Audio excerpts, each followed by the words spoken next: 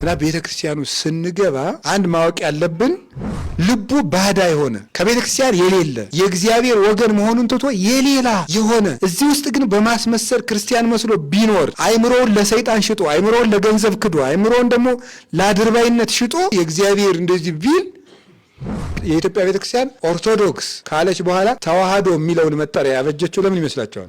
በየዘመናቱ ሐሰት ቢፈጠር ሐሰተኛ መምህር ቢመጣ ሐሰተኛ መጽሐፍ ቢጻፍ ሐሰት የሆነ አምላክ ቢመጣ ጣዖት ቢመጣ በክርስቶስ ስም ሌላ ክርስቶስ ቢመጣ የውሸት ክርስቶስ ሐሰት እውነት መስሎ ቀለም ተቀብቶ ቢመጣ የምንለካው በምንድነው? መለኪያው አህዛችን ምንድነው ተብለን ብንጠየቅ የዚህ ሁሉ መለኪያ መምህርን ሁሉ አትመኑ፣ መምህሩ ከእግዚአብሔር እንደሆነ መርምሩ ነው። መምህሩ ከእግዚአብሔር እንደሆነ በምንድነው የምንመረምረው? እግዚአብሔር እየመጣ መምህር ገሌ ትክክል ነው መቼም ሊለን አይችልም። እንዴት ነው የምንለካው? አንድ መምህር የእግዚአብሔር መሆኑ የሚለካው እንግዲህ ከጳጳሱ የበለጠ የመጨረሻ የቤተክርስቲያን ማዕረግ የለም። ግን በጳጳሱ ቤት ቅዳሴ አይቀደስም። ቤተክርስቲያን ኤርሚያስ ላይ፣ ቤተክርስቲያን ዮሐንስ ላይ፣ ቤተክርስቲያን ሙሴ ላይ አይደለም የቆመችው። ጴጥሮስን አለት አለው። ጴጥሮስ የቆመበት ደግሞ አንድ አለት አለ።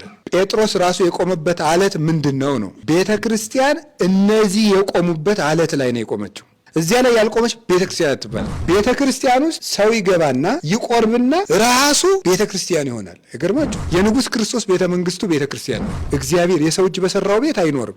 ታዲያ ቤተክርስቲያን የሰራ ነው እኛ ነን።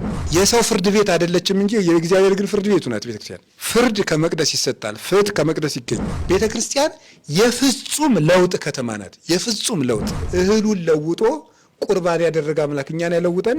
ክርስቶስ በቤተ ክርስቲያን ውስጥ ብቻ ተቀምጦ በቤታችን የማናመልከው እንደ ጣዖት መቅደስ ውስጥ ብቻ ቁጭ አለ ነው ማለት አይደለም። ቅዳሴው ሰርግ ነው። ቅዳሴ በተቀደሰ ቁጥር ሰርግ ነው። በሰርጉ ቀን የራሱን ስጋ የሚያበላ ክርስቶስ ብቻ ነው። እንዲህ ያለ ሙሽራ ማለት የግለሰብ አስተምህሮም ፈቃድም ምኞትም ሊኖርባት አይችልም። እንደዚያ ያለባት ቤተ ክርስቲያን አትባልም፣ ድርጅት ነው የምትባለው ማለት ነው።